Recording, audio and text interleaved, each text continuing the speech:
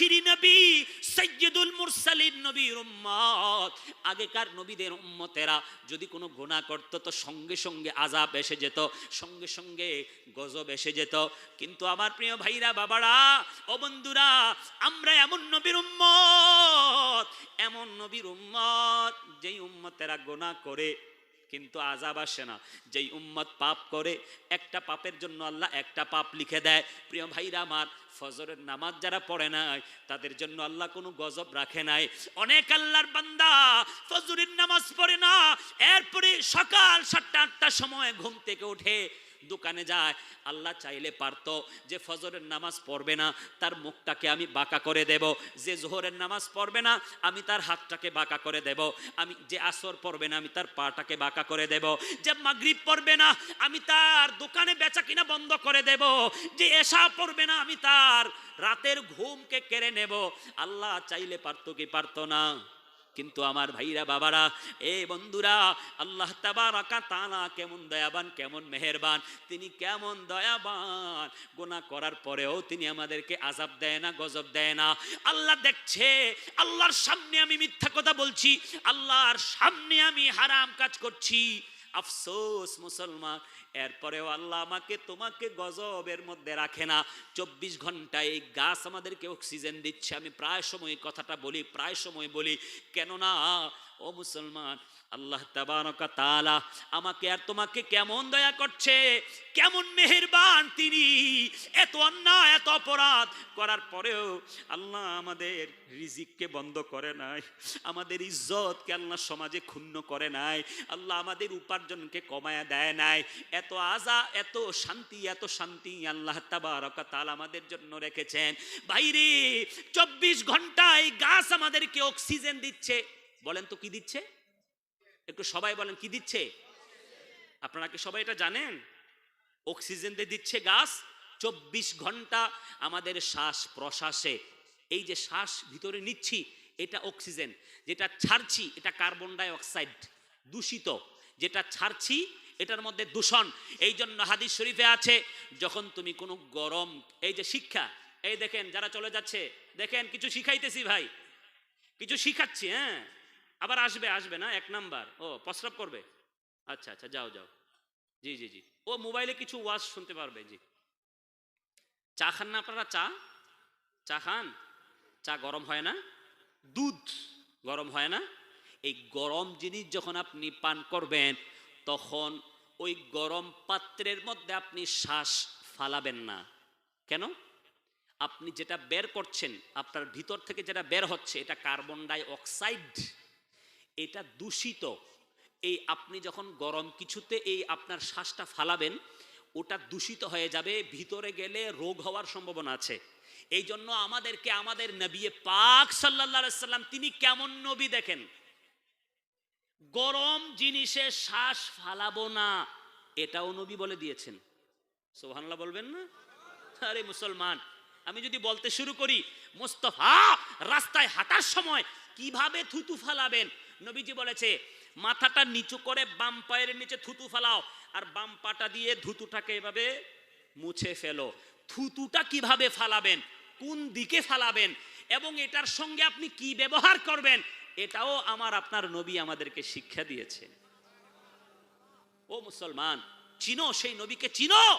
আমরা সবাই বলি রহমাতাল লিল আলামিন, নবী রহমাতাল লিল আলামিন, আচ্ছা তা তো বটে, কিন্তু যারা নবীর সুন্নত পালন করে না এরা নবীজির রহমতের ভাগীদার হবে না।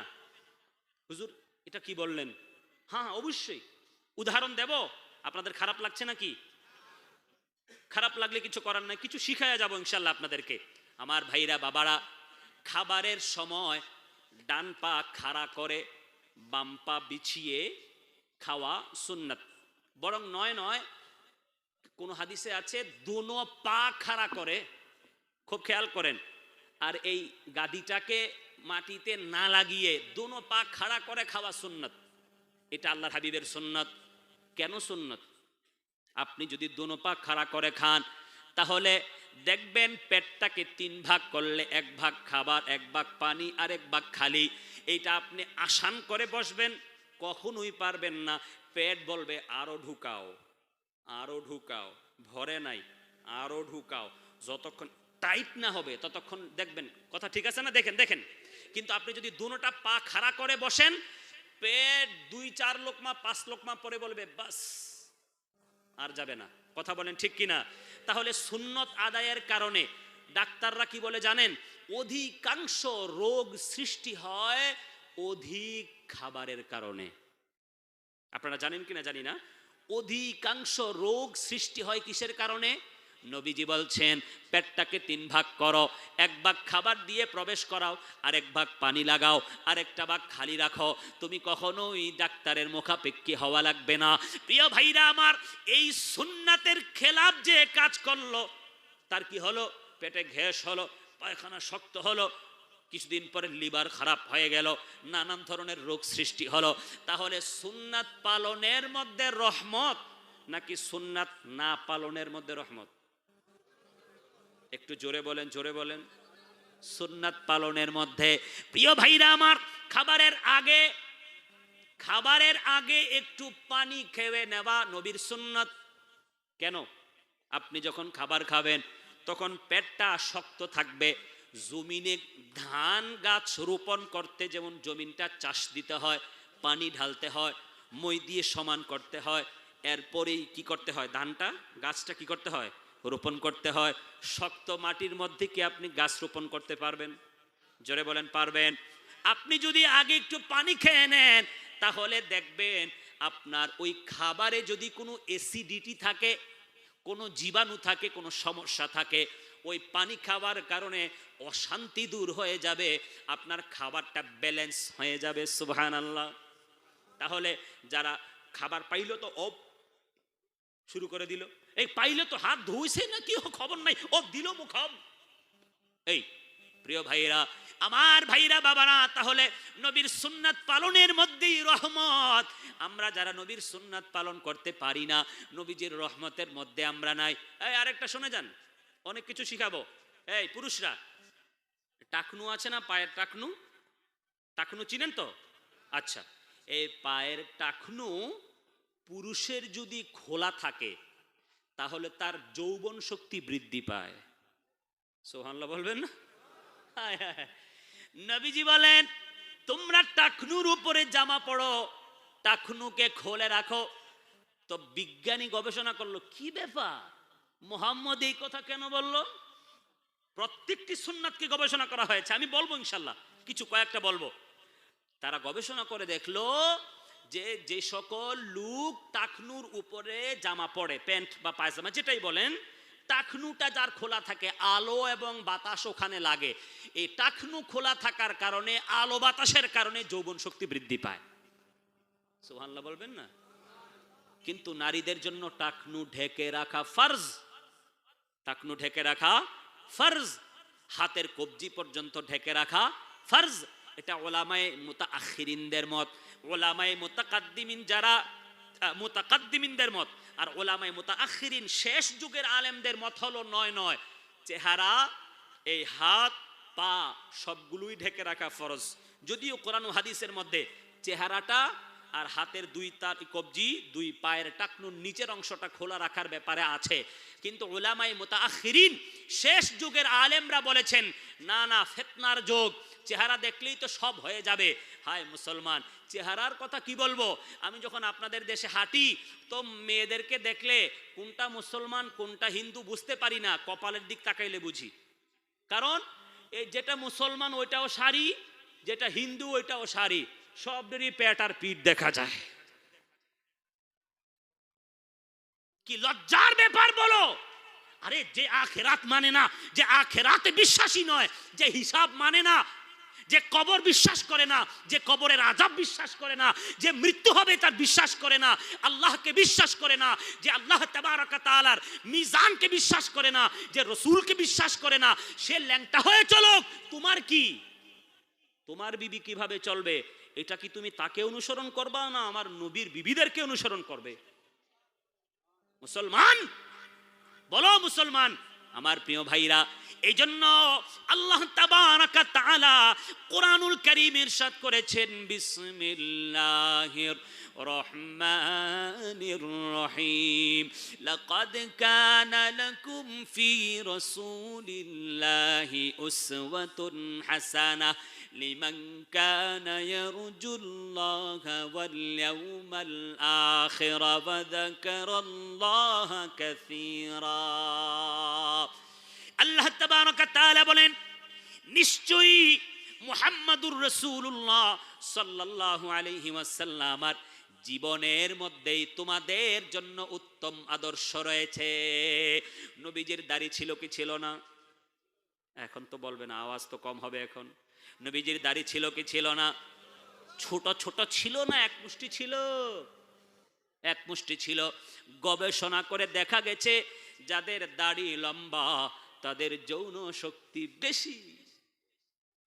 হ্যাঁ, যাদের দাড়ি লম্বা তাদের দৃষ্টি শক্তি বেশি, লোপ পায় না, তাদের চোখের জ্যোতি কমে না, তাদের চোখের জ্যোতি বৃদ্ধি পায়, বরং এটা আরো মাশাআল্লাহ বেড়ে যায়। ও মুসলমান ভাইরা বাবারা, আল্লাহর হাবিব সাল্লাল্লাহু আলাইহি ওয়া আলিহি ওয়াসাল্লামের জীবন আদর্শে, জীবনীর মধ্যে আমাদের জন্য উত্তম আদর্শ। আল্লাহ বলছেন, যিনি আমাদেরকে সৃষ্টি করেছেন, যিনি আমাদের রহমত দাতা, যিনি আমাদের সৃষ্টিকারী, উনি বলছেন আমার নবী যেভাবে চলেছে তুমি সেভাবেই চলো। লিমান কানা ইয়ারজুল্লাহা ওয়াল ইয়াউমাল আখির। ভালো করে শুনেন, আল্লাহ বলছেন যে আল্লাহ এবং পরকালের আশা রাখে তার জন্য নবীর জীবনে উত্তম আদর্শ রয়েছে। সবাই তো বলে আখিরাত বিশ্বাস করি, সবাই তো বলে আল্লাহকে মানি, কিন্তু আল্লাহ কি বলছে? যদি আমাকে তুমি মানো, যদি আখিরাতকে বিশ্বাস করো, তাহলে আমার নবীর সুন্নাত অনুযায়ী চলো। আমার ভাইরা, এরপরে আল্লাহ বলেন ওয়া যাকারাল্লাহা কাসীরা, এবং যারা আল্লাহ তাবারাকা তাআলাকে অধিক স্মরণ করে। মুসলমান ও আল্লাহর বান্দা, আল্লাহর হাবিব ঢিলে ঢালা পোশাক পরতেন। কি পোশাক? জোরে বলেন। দেখবেন আজকাল এমন টাইট পোশাক পরলো, এখন শীষ করবে। কি করবে? প্রস্রাব করবে। ও চান্দু তো বসতে পারছে না, কি করবে? চেষ্টা করছে, বসতে তো পারছে না, ও তো টাইট লেগে আছে, তো ও বাস অফিস খুললো আর দাঁড়িয়ে দাঁড়িয়ে চালিয়ে দিল। তাহলে দাঁড়িয়ে দাঁড়িয়ে প্রস্রাব করলে কি ক্ষতি হয় শুনবেন? যারা দাঁড়িয়ে প্রস্রাব করে তাদের মূত্রথলির নিচে কিছুটা প্রস্রাব বাকি থেকে যায়, ওইটা বাকি থাকতে থাকতে প্রস্রাব নালীতে ক্যান্সার, রোগ জীবাণু, পাথর, নানান ধরনের রোগ সৃষ্টি হয়। ও মুসলমান, নবী বলছে বসে প্রস্রাব করো, তুমি বলছো নবী রাহমাতাল লিল আলামিন, আর তুমি বলছো আমার এত রোগ কেন? আমি বলছি ভাইজান, নবীর সুন্নাত পালন না করার কারণে তোমার মধ্যে এত রোগ দেখা গিয়েছে। আমার ভাইরা, ঢিলে ঢালা পোশাক পরার জন্য নবীজি বলেছেন, নবী ঢিলে ঢালা পোশাক পরার কথা বলেছেন। কেন বলেছেন? আপনি যতই টাইট ফিট পরবেন, ভিতরে আলো বাতাস যাবে না। ভিতরে আলো বাতাস না গেলে আপনার স্বাস্থ্য নষ্ট হওয়ার সম্ভাবনা আছে। খাবার খাবেন তো বারবার আঙ্গুলটা চেটে চেটে খাবেন, কি হবে? বিজ্ঞানী আবিষ্কার করেছে এই আঙ্গুলগুলোর মধ্যে সূক্ষ্ম সূক্ষ্ম ছিদ্র রয়েছে। আপনি যখন আঙ্গুলকে চোষা দিবেন, তখন এই সূক্ষ্ম ছিদ্র থেকে কিছু লালা বের হবে, ওই লালা আপনার পেটে যাবে, সঙ্গে সঙ্গে ওই লালা আপনার খাবারকে হজম করে দিবে। কথা বুঝেন নাই? আমার ভাইরা, নবী তো জানে কিছু পেটুক মানুষ থাকবে আমার উম্মতের মধ্যে, এই সুন্নাতরা পালন করো তো সঙ্গে সঙ্গে খাবার হজম হয়ে যাবে। সুবহানাল্লাহ তো বলো। আমার প্রিয় ভাইরা, যারা আখিরাতের বিশ্বাসী, আমার নবী পাক সাল্লাল্লাহু আলাইহি ওয়াসাল্লামকে অনুসরণ করুন। ভারতীয় মুসলমান ও আল্লাহর বান্দা, এ আমার প্রিয় ভাইরা, আমার মায়েরা, আমার যুবতী বোনেরা, আমরা আমার নবীর উম্মত, আমরা আমার নবীর উম্মত। আমরা কোনো নায়ক নায়িকাকে অনুসরণ করতে পারি না, আমরা কোনো খ্রিস্টানকে অনুসরণ করতে পারি? জোরে বলেন, পারি? আমার নবী বলে, মান আহাব্বা সুন্নতি ফাকাদ আহাব্বানি ওয়া মান আহাব্বানি কানা মাই ফিল জান্নাহ। আল্লাহর হাবিব বলেন, যে ব্যক্তি আমার সুন্নাতকে ভালোবাসলো সে আমি নবীকে ভালোবাসলো, আর যে আমি নবীকে ভালোবাসলো সে আমি নবীর সঙ্গে জান্নাতে থাকবে। তাহলে কি বোঝা গেল আমার প্রিয় ভাইরা বাবা জানেরা, ও আমার ভাইরা বাবারা, আল্লাহ তাবারকা তাআলা আমাদের নবীজির আদর্শের মধ্যে উত্তম চরিত্র রেখেছেন। জোরে বলুন সুবহানাল্লাহ। দোয়া করিও সবাই আমারে ধন্য যেন করে নবীর দিদারে, বলো ধন্য যেন করে নবীর দিদারে। মাশাআল্লাহ, আমি খুব খুশি হয়েছি। এতক্ষণও একটা গজলও বলি নাই, আমি চেক করতেছিলাম দেখি কে কে ধৈর্যশীলতার সঙ্গে শুনে। আলহামদুলিল্লাহ, আমি খুশি হয়েছি। তবে আমি অনুরোধ করব, শিখার জন্য কিছু সময় ব্যয় করেন। শুধু আমার সময় নয়, জুমার দিন আলেমরা, আপনাদের দেশে এসে আমি খুব অবাক হই, আমার খুব ব্যথা হয়, খুব খারাপ লাগে। আমি গত শুক্রবারে পাকা দরগায় নামাজ পড়লাম, জুমার নামাজ। ওখানে দেখলাম খতিব সাহেব 1 মিনিটও বক্তব্য দিল না। আরো মসজিদগুলো খবর নিলাম, জুমার মধ্যে বয়ান হয় না। ছি, আমি খুবই আশ্চর্য হলাম। এদেশের মুসলমান, হিন্দুস্তানের মুসলমান, এমনিতেই তো হিন্দুস্তান, আর জুমার দিন যদি আলেমে দিনরা দিনের জরুরি বিষয়গুলো নিয়ে কমপক্ষে আধা ঘন্টা বয়ান না করে, তাহলে শিখবে কোত্থেকে মানুষ বলেন তো? যে জ্ঞানী সে বেশি সচেতন এবং বুদ্ধিমান।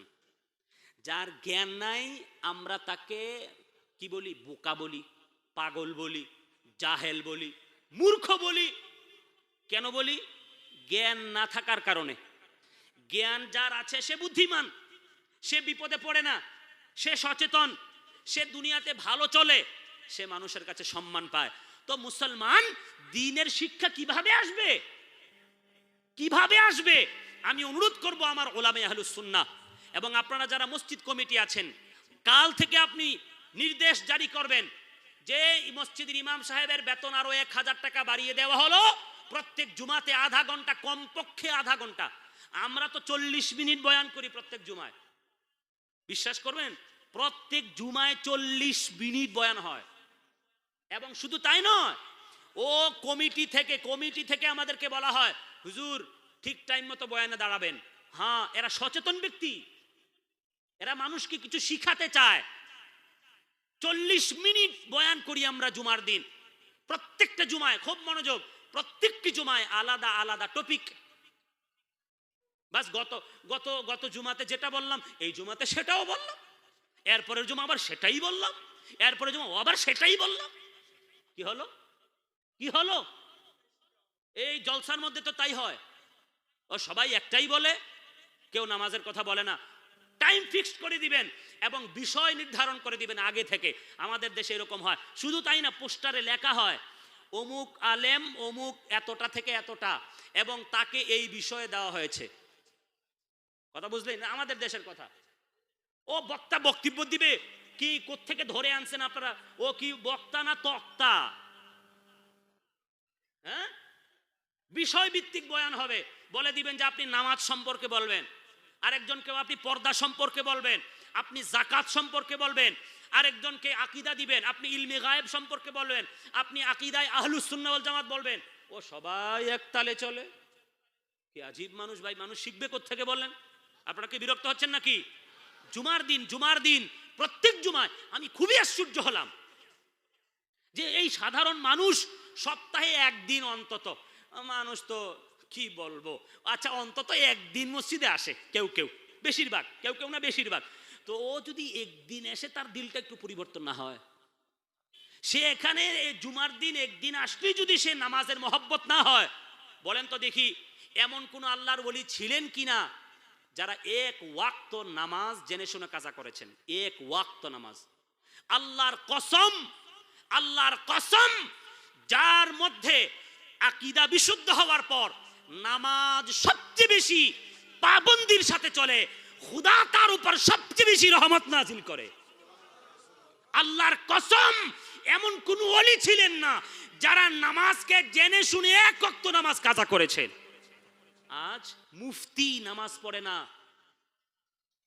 বিশ্বাস করেন বড় কষ্ট হয়। মুফতি নামাজ পড়ে না, মুকাররির বক্তা নামাজ পড়ে না। তোর জবান দিয়ে কি বের হবে বলেন? ও টপিক দিয়ে দিবেন আগে, আপনি এই বিষয় দিয়ে বয়ান করবেন, আপনি এই বিষয় নিয়ে বয়ান করবেন। তো ফজর পর্যন্ত মানুষগুলো শুনবে, হ্যাঁ, ফজর পর্যন্ত মানুষ কিছু জেনে যাবে, কিছু বুঝে যাবে। আল্লাহ তৌফিক দান করুক, জোরে বলে না আমিন। কিছু পরিবর্তন হওয়া দরকার না? কি বলেন, কি বলেন? আর আলেমরা কখনো কমিটির কাছে বিক্রি হবে না। কমিটিরা সব সময় আলেমদেরকে শ্রদ্ধা করবে, কারণ আলিমে দিন যারা, ওরা আপনাদের মাথার তাজ। আল্লাহর হাবিব বলছেন, গর্তের পিপিলিকা, সমুদ্রের তলদেশের প্রাণী আলিমের জন্য দোয়া করে। আলিমের চেহারা দেখে তো নবীর চেহারা দেখার সমান হয়। আলিমের সঙ্গে মুসাফাহা করলে মুস্তাফার সঙ্গে মুসাফাহার সওয়াব হয়।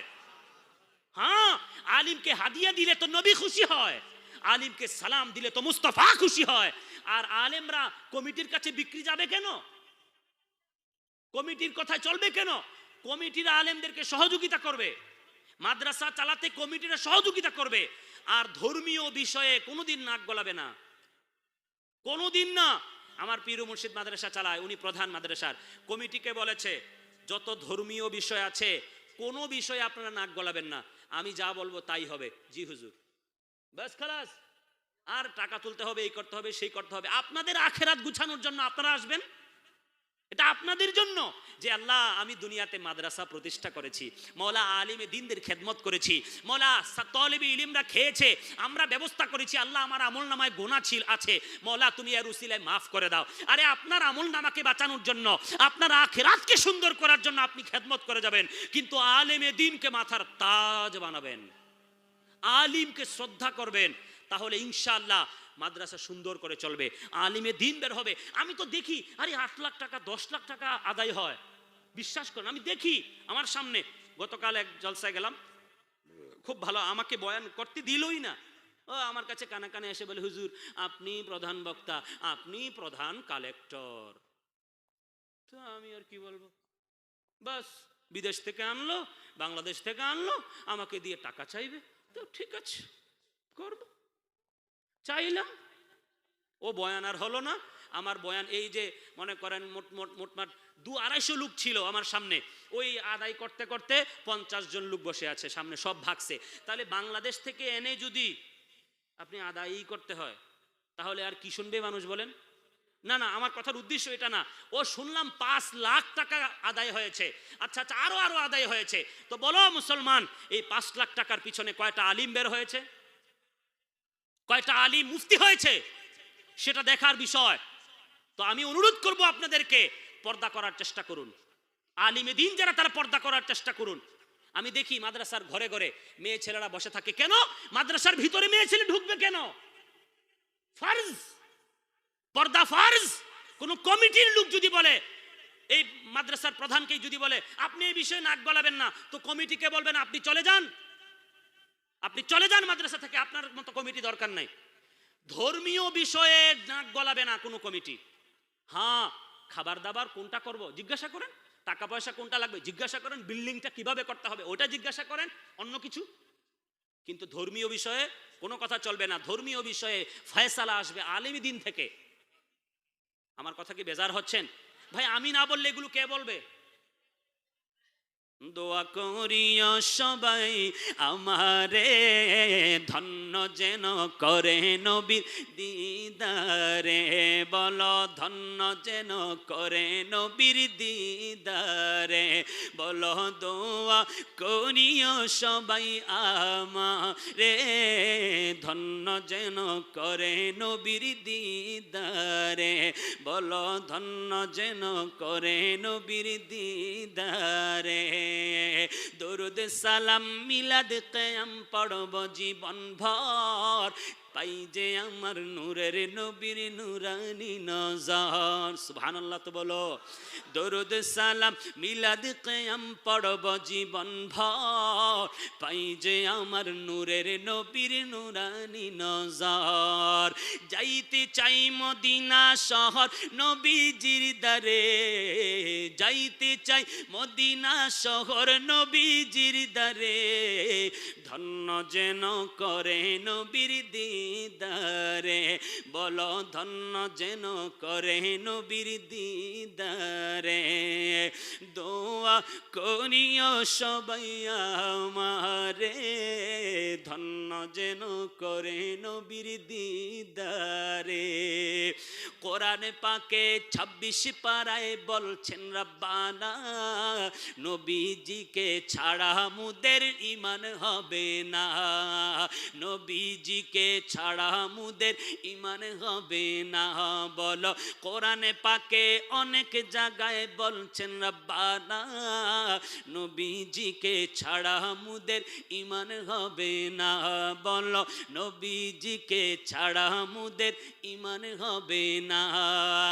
জাহান্নামে কেউ যাবে না দেখলে নবীরে, জাহান্নামে কেউ যাবে না দেখলে নবীরে, ধন্য যেন করে নবীর দিদারে, বলো ধন্য যেন করে নবীর।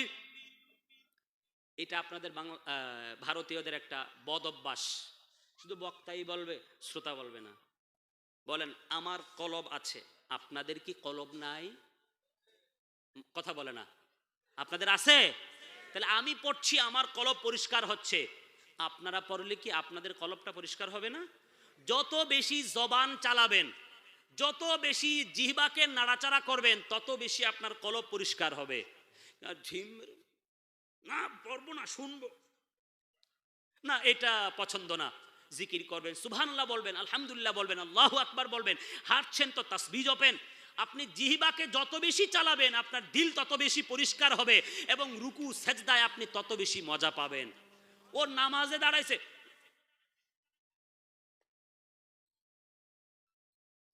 ও মুখ নড়ে না, কথা বলে না, মুখ নড়ে না, ও নামাজে দাঁড়ালো, কিরে ভাই আল্লাহু আকবার এটা বলা ফরজ, সূরা কেরাত পড়া ফরজ, রুকু করা ফরজ, তাসবিহ জপা সুন্নাত, ঠিক আছে। ও ভাই তুমি তো দাঁড়ালা মূর্তির মতো দাঁড়িয়ে আছো কেন? কিছু পড়ো।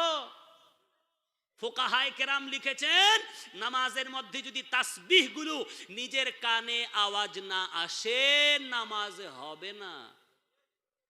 কথা বুঝতে পেরেছেন? ও তা দাঁড়ালো।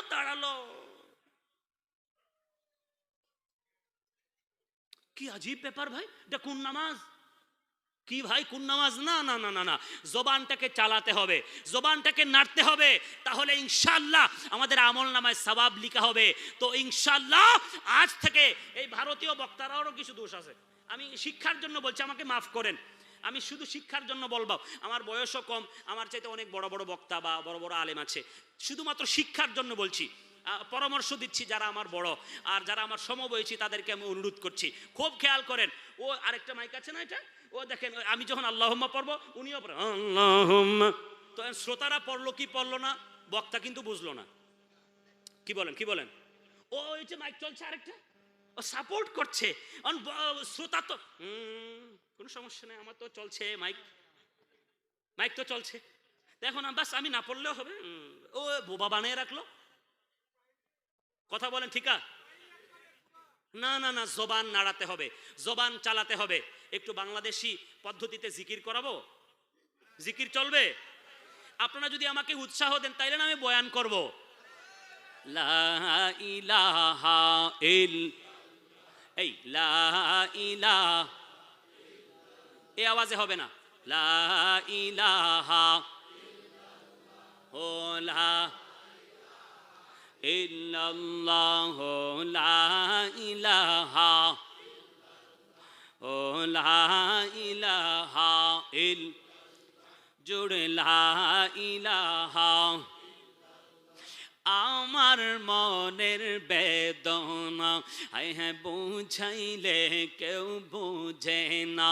বলো আমার মনের বেদনা, বলো বুঝাইলে কেউ বুঝে না। শোনাইলে কেউ শোনে না, বলো শোনাইলে কেউ গো শুনেন শাহে মদিনা। লা ইল হোলা ইল্লাল্লাহ পড়ো লা ইলাহা ও লা ইলাহা ইল্লাল্লাহ লা ইলাহা ইল ভাইজান বহু দূরে মদিনা, আমরা কেমনে যাব জানি না। বলো বহু দূরে মদিনা, আমরা কেমনে যাব জানি না। দয়াল আল্লাহ দয়া করো, দয়াল আল্লাহ দয়া ফুরাও মনের বাসনা। লা ইলাহা ও লা ইলাহা ও লা ইলাহা লা ইলাহা ইল্লাল্লাহু মুহাম্মাদুর রাসূলুল্লাহ সাল্লাল্লাহু তাআলা আলাইহি ওয়াসাল্লাম। বলেন আলহামদুলিল্লাহ। আরেকটু আওয়াজ দিয়ে বলেন তো আলহামদুলিল্লাহ। এই তো কত সুন্দর লাগছে না? বলেন, মনে হচ্ছে জান্নাতের বাগান। আরে যেখানে আল্লাহর শুকরিয়ার আওয়াজ হয় না, যেখানে মানুষের জিকিরের ঘুম ঘুম আওয়াজ হবে না, সেখানে কি হয়? আল্লাহর জিকিরের আওয়াজ হবে, আল্লাহ তাবারাক তাআলার নাম জপবে। একবার সুবহানাল্লাহ বললে হাদিসে পাকে আছে জান্নাতে একটা জান্নাতি গাছ রোপণ করা হয় ওই ব্যক্তির জন্য। এই তো বুঝে গেছে মাশাআল্লাহ। বলেন সুবহানাল্লাহ। এই একবার যারা সুবহানাল্লাহ পড়েছে তাদের জন্য জান্নাতে একটি গাছ রোপণ হয়ে গেছে, আবার রোপণ হয়েছে, আবার রোপণ হয়েছে। আল্লাহু আকবার। তাহলে জবানটাকে আমরা চালাবো কিনা ইনশাআল্লাহ। আর এই মাইক সাইড চলবে না, ও বক্তা বয়ান করবে, আর বিকট আওয়াজে যেন বয়ান না হয়। আমি পরামর্শ দিচ্ছি, বিকট আওয়াজে বললে মানুষ বিরক্ত হয়, মানে কানে ধরে কি চিৎকার, আরে না না এরকম না, ঠান্ডা মেজাজে ধীরে ধীরে প্রাঞ্জল ভাষায়, হ্যাঁ মানুষ, তাহলে মানুষের দিলে গেঁথে যাবে কথাগুলো। আপনারা কি কষ্ট পাচ্ছেন? একটু দরুদ শরীফ পড়েন। আল্লাহুম্মা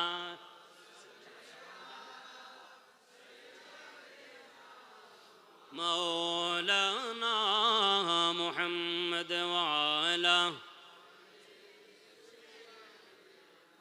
মাওলানা মুহাম্মদ वो जहन्नम में गया जो उनसे मुस्तगनी हुआ है, खलीलुल्लाह को हाजत रसूलुल्लाह की। अल्लाहुम्मा माशाअल्लाह मौलाना वअला सय्यिदिना तेरे नस्ल पाक